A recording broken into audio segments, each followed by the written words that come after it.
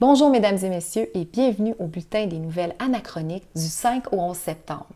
Cette semaine, en 1939, le Canada entrait en guerre avec les Alliés contre l'Allemagne et les puissances de l'Axe.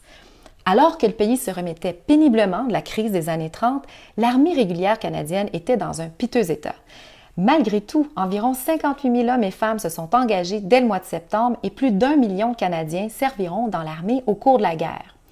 En souvenir de la crise de la conscription de la Première Guerre mondiale en 1917, le premier ministre canadien Mackenzie King promet d'éviter l'enrôlement obligatoire en 1939.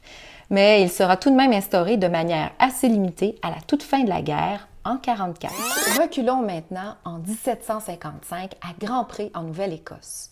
Ce jour-là, le commandant britannique John Winslow lit l'ordre de déportation devant 418 hommes réunis dans l'église du village.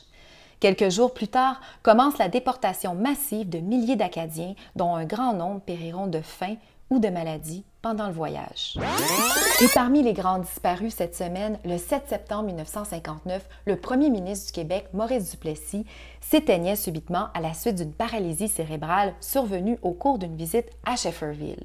Cet événement marquait la fin de la période désignée comme la Grande Noirceur et annonçait le début d'un temps nouveau. Élu pour une première fois en 1936 et ensuite en 1944, celui que l'on a surnommé le chef a régné sur le Québec pendant 15 ans. Son gouvernement n'hésitait pas à recourir au trafic d'influence, à des pratiques électorales douteuses et à la répression du mouvement syndical souvent assimilé aux communistes. Célibataire tout au long de sa vie, Maurice Duplessis est mort sans enfant et sans fortune. Je vous laisse sur la chanson A Hard Day's Night des Beatles parce que c'est cette semaine en 1964 que le groupe a donné son premier spectacle à Montréal.